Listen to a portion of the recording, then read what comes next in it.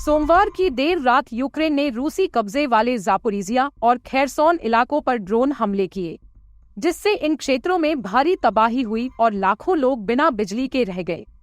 स्थानीय रूसी नियुक्त गवर्नरों के मुताबिक हमलों के चलते कई अहम बिजली सुविधाएं ठप हो गईं। ज़ापोरिज़िया के गवर्नर एवगेनी बालित्स्की ने टेलीग्राम पर बताया कि उत्तर पश्चिम ज़ापोरिज़िया में हाई वोल्टेज उपकरण को नुकसान पहुंचा है, जिसकी वजह से पूरे क्षेत्र में बिजली चली गई। उन्होंने कहा कि अस्पतालों को बैकअप पावर पर शिफ्ट किया गया है और वैकल्पिक तरीकों से बिजली बहाल करने की कोशिशें जारी हैं। करीब 20 मिनट बाद रूसी कब्जे वाले खेरसोन क्षेत्र के गवर्नर व्लादिमीर साल्दो ने जानकारी दी कि गेनीचेस्की जिले में एक नई बिजली सबस्टेशन पर ड्रोन हमला हुआ है, जिससे बड़ी संख्या में इलाकों की बिजली चली गई। उनके मुताबिक करीब 150 गांव व शहरों में 1,04,000 से ज्यादा लोग और 44 जरूरी संस्थान इस हमले से प्रभावित हुए हैं।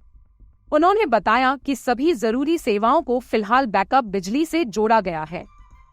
ये हमले ऐसे समय पर हुए जब कुछ घंटे पहले ही इस्तांबुल में रूस और यूक्रेन के बीच शांति वार्ता का दूसरा दौर खत्म हुआ था। दोनों पक्षों ने इस बैठक में युद्ध खत्म करने को लेकर अपने अपने प्रस्ताव सौंपे थे।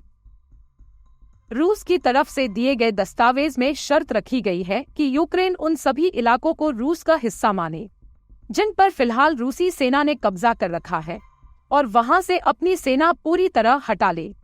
इसमें क्रीमिया, डोनेट्स्क, लुहांस्क, ज़ापोरिज़िया और खेरसोन जैसे क्षेत्र शामिल हैं।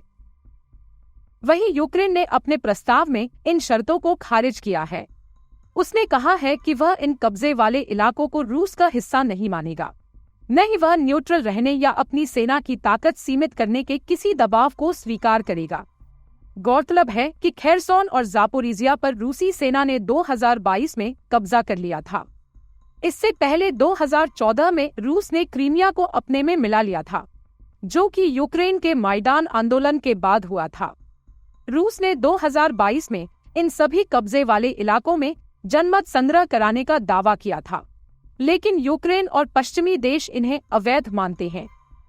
इन हालातों से साफ है कि भले ही बातचीत की मेज पर कुछ प्रयास हो रहे हैं, लेकिन जमीन पर संघर्ष अभी भी पूरी तरह थमा नहीं है।